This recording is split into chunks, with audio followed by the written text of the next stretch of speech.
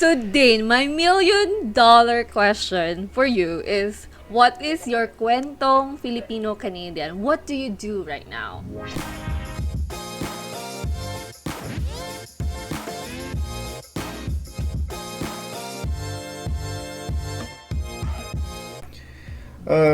Maybe I'll just step back on what I did before I came here. Yeah. I was initially a technology consultant at HP in the Philippines. I was working with them for almost 4 years. And then now I'm still doing in I'm still working as in the information technology industry as a systems developer for cooperators. So siguro sa akin yung naging ano ko doon, yung journey ko is I started as a student really. I went back to the basics where I let go of my job back home and sort of studied again with the cooperative education of SAS Polytech, which is Business Information Systems. And ayun, like the rest is history, I guess, for me on that point in time, because now I'm just working, no more studying. But I think the reason, now I know that the reason why you moved, because you got burnout, you felt stuck with Yeah. the things that you were doing before, and then you got extra push from people around you, Yeah. right? And that's one thing too. I said to myself, I remember when I started working, sabi ko 2 years and then I'll apply somewhere as as someone who's working already. Like I didn't even think about student permit. I was thinking about just working straight. But knowing Canada, that's very impossible. But now you were like, okay, I wanted to move to Canada. But how did you find Saskatchewan? Is there something with Saskatchewan that really stood out? Uh, Or for me, is it because of the program? Did you for focus on the me, program? at first it was the program, and then my dad knew someone as a friend. He did have a friend here in Saskatchewan who sort of laid out how life is here and everything. But tapos parang yun, nag-decide na lang ako na parang it's cheaper. One thing is I was also thinking about lifestyle. But with the program, so you attended a co-op, right? Yeah, Basically. I so basically my first two terms were more of like just normal classes. So my first two terms was learning. So like I had coding classes, like the programming classes, and then I have business classes too, like accountancy, stats, and everything. And then I have business communications too. So those were the things that they do to prepare us for the cooperative education. And for me, if someone would take this course, my advice, take it, because it's very different. When you work here, it's very different. Like it's not how what you think of when you work back home, right? I think you can attest to that because it's very, very, very different. Like it's very weirdly different, but it makes sense. But so you were saying that the program that you took, like 4-year bachelor degree at Yeah. LaSalle, it was like different with the program that you took. So how did you defend that because you have to submit your study plan, right? So how did Yeah. you defend it? I sort of said that I wanted to learn more about development because my degree was more of focused on being a project manager or a business analyst. So basically my job would be sort of like leading people who are developers or like working with them hand in hand and talking with a stakeholder like, hey, I wanted to do this, can you do this with your developers? And I didn't end up on that path. I ended up working in more of like the application support side of information technology field. So I took a step back and said, Well, I want to be a developer. I wanna learn more, really. So I took that course knowing that it's gonna be tough because I knew before in my degree I was not that good of a programmer. But I'm happy that I took the courses here because I learned a lot from from my instructors, really. I'm all I'm all I'm all hands to them because they're sort of like in maybe in the Philippines it's more of theory based and more of memorization. Yes. But here it's not. It's more of like Application, application practical of what you learning. learn. Like You focus on technical now, technical skills. yeah, my work focuses on artificial intelligence. So basically, yung ginagawa ko na ngayon is more of like, let's just say you work for a bank because my company is they're more focused on insurance.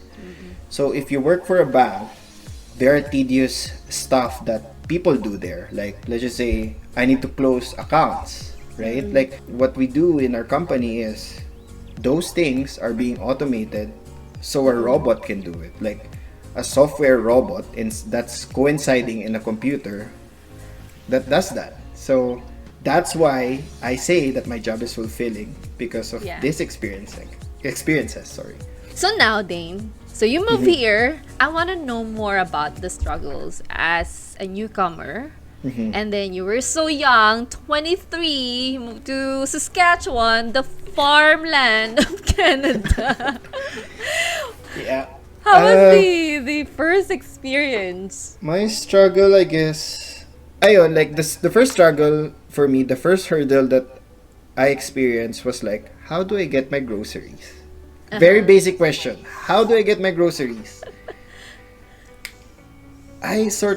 What I did was, because of my personality, was more of like, I approach people and I'm not scared of asking for help if I need to, because naniniwala ako na kung kailangan mo ng tulong, walang tutulong sa'yo hanggat di ka sumisigaw ng tulong. And then maybe the next hurdle that I had was, so medyo adjusted na ako, first term, second term, okay na ako, parang grocery na. grocery na, adjusted na din ako sa study techniques na parang hindi na ako na-pressure pag may exam. So parang, well, na ako, adjusted. And then, cooperative education na. So, kasi ang BIS, they do one term, first term, second term, and then, on your summer break, instead of having your summer break, you're gonna do your cooperative work term. So, your work term is 6 months. So, like, That's a paid one. that's a paid one. Yeah, that's a paid one. So like you get off of school in 6 months, you're just earning hard money. Like, so I moved to the hard part was the interviews for me. Sobrang competitive. Like, kasi you're in Saskatchewan, and normally people would say, I know people here too, right? Like, because it's a small community, it's a small city. It's not like Ontario na parang, ay, kilala ko si ano, hindi ko kilala yun eh. Ang ginawa ko for me was, iba ko mga classmate, I remember they did shotguns on everything. Like, I'll apply for everything and then just get lucky. Ako, what I did, like a lottery. what I did was more of like, I focus on the companies that I want. And then in the Philippines, funny thing, in the Philippines, we do our resumes with pictures. Yes. Dito, it's not a thing. They would make fun of you guys. So that's funny. And then like cover letters are important here.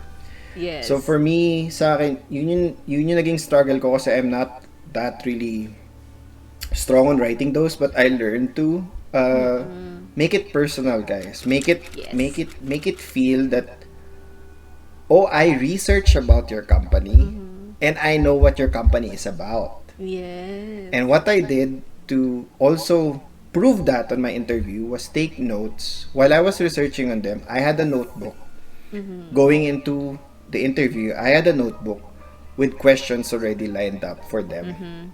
Because that shows na parang, oh, You're- interested tong taong to. Yes. And that ended up to be, para sa akin, to be the best move that I made. Because ang ano niya, ang cooperative interviews, parang ano siya, ranking system. So parang yung company mag-interview siya 6 students, let's say 6 students, and then i-rank niya yung students first to 6 kung sino yung gusto niya i-hire. So ako, I picked top 3 companies here sa Saskatchewan for IT. And I'm lucky, I'm not bragging. I'm lucky na naging first choice nila ako sa lahat. Like, so I had the power to pick.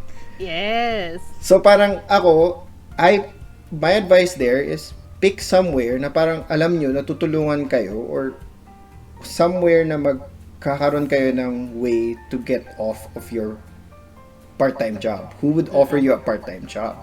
One thing na parang tinitignan ng Canadians, just an advice to whoever wants to do it, be honest. Be honest. If you don't know anything, be honest. Tell them, I don't understand this. I don't know this. Because they would appreciate you saying that to them rather than acting that you know everything. Yes, that's total. That's true. And that lead me to this job that I'm working on now.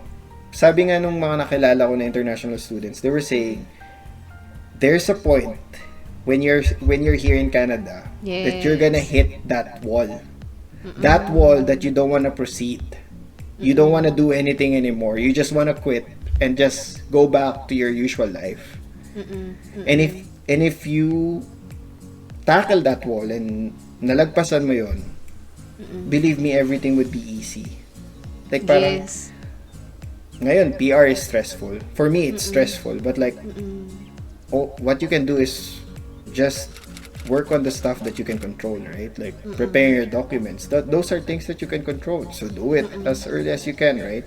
And also, the journey is not like straight line. May paganyan siya, may paganyan siya. Yeah. And because of what you have experienced in the Philippines working, you got burnt out, and then you moved here, and then you also experienced a lot. The grittiness that you did and you experienced, yun yung reason why you're still there, why you're still here in Canada, and you're still keep going, right? So, yun nga, like parang, it's not, sabi ko nga, like parang, the challenges in life is always there. It's not gonna be like, ay, wala akong problema, I'm okay. Even millionaires or billionaires have those things too. They have challenges in life, right? If you would give yourself an advice, what would it be? Like looking back, is there anything that you wanted to change, right? First off, I wouldn't change anything. Wow. I would. Every time I look back, every time I look back at the decision I made 2017, Yes. last 2017, I always tell myself, ang swerte ko pala that I made that decision. Yun yung advice ko siguro sa sarili ko, don't be afraid to question yourself on whatever you're doing. Kasi ako, even at my personal, on my work, I always still question myself or I question someone's opinion of stuff. Like there's nothing wrong on asking questions. Even if it's a stupid question, it's still a question. So don't be afraid to question something because at the end of the day, you'll learn. Or you'll rather learn that, oh, I made this wrong, so I need to correct this, right? So parang sa akin yun yung siguro ma-advise ko. Always question everything because once you question everything, you'll be shocked on what you'll be able to do. Yeah. And also if you know your North Star, like your purpose, like why you're doing this, right? And that's what I like about your journey, that at a very young age, you know what you want, even though sometimes you're unsure, you still keep going, right? But thank you, Dane, for sharing your story here in Filipino-Canadian podcast and also Esli Canada. And I got a lot of, words of wisdom from you. Yeah. I really like this. Like ako, like I suggested your channel already to other people that I know that who's trying to migrate. I told them that ako, this is my way of paying it forward, and ako mas gusto ko lang talaga na makatulong in even in a little way, Yes. because those little ways is gonna go back to you na meron tutulong din sa'yo. So I'm thankful for you inviting me here sa show mo. It was really, I did I not appreciate it expect, really. like, kasi nga, di ba, like, we haven't met, di ba? This is the first time that we have this conversation. And nagulat din ako sa story mo, bata ka pa pala. And then, now you transition with, like, here sa Canada. Yeah. Like, it's unusual story din for people na, like you, who went to Canada at the very young age, and that's I think people should look up to and be inspired na kung hindi mo kailangan antay maging 30 or 35 before you do this such things. Yeah, if you have the means, go for it. Go for yung sinasabi lagi, eto dito ko lang nalaman, go big or go home. So like, I always go big. I'm not scared of taking the risk. So I really appreciate sharing this kasi ako as a person, I really want to share my words of wisdom or some stuff that I experienced along my journey as a person, as an individual with a career that I'm working on. I really want to help people to get to know themselves better and to improve on themselves. Kasi I don't know, that's what we're saying. I don't want to go longer about our culture, but like there are some flaws in our We culture. have to change.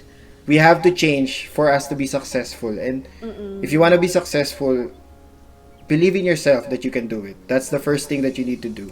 And take a risk.